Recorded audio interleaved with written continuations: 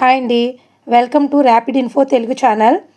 ఆంధ్రప్రదేశ్ రాజధాని అమరావతి రైతులకైతే ప్రభుత్వం తీపి కబురు చెప్పిందండి. వివరాల్లోకి వెళ్లే ముందు మా ఛానల్ ఎవరైనా ఫస్ట్ టైం చూస్తున్నట్లయితే ప్లీజ్ లైక్ చేసి సబ్స్క్రైబ్ చేసుకోండి. ప్రజా రాజధాని నిర్మాణానికి భూములిచ్చిన రైతులకు, భూ యజమానులకు చెల్లించాల్సిన వార్షిక కౌలునైతే ఏపీ సిఆర్టీఏ రైతుల యొక్క బ్యాంక్ అకౌంట్లో అయితే డబ్బులు అనేది జమ చేయడం జరిగింది. సాంకేతిక సమస్యలు, ప్లాట్ల అమ్మకాలు, మరణించిన రైతుల వారసుల వివరాలు అందకపోవడం వంటి కారణాలతో కొందరికి గతంలో కౌలు డబ్బులు అందలేదని, ఈ సమస్యలన్నిటికీ కూడా పరిష్కరించి మొత్తం 495 మందికి గాను 66.48 కోట్ల పెండింగ్ కౌలును సిఆర్డీఏ తాజాగా వారి బ్యాంకు ఖాతాల్లో అయితే జమ చేశారండి.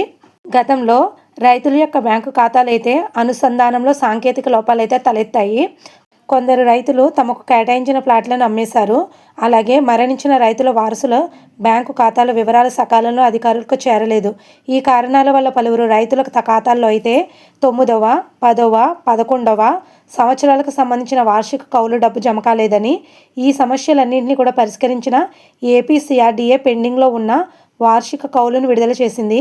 అమరావతిలో మొత్తం 495 మంది రైతులకు, భూ యజమానులకు అయితే ఈ అమౌంట్ అనేది వేయడం అనేది జరిగిందండి. అదేవిధంగా 11వ సంవత్సరానికి సంబంధించిన కౌలుగా 263 మందికి గాను 2,56,38,770 రూపాయలు వారి బ్యాంకు ఖాతాల్లో అయితే జమ చేసినట్లు సిఆర్డీఏ కమిషనర్ గారు తెలిపారు.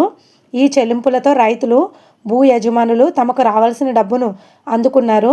మొత్తానికి డబ్బులు జమ కావడంతో రైతులు ఆనందంలో అయితే ఉన్నారండి.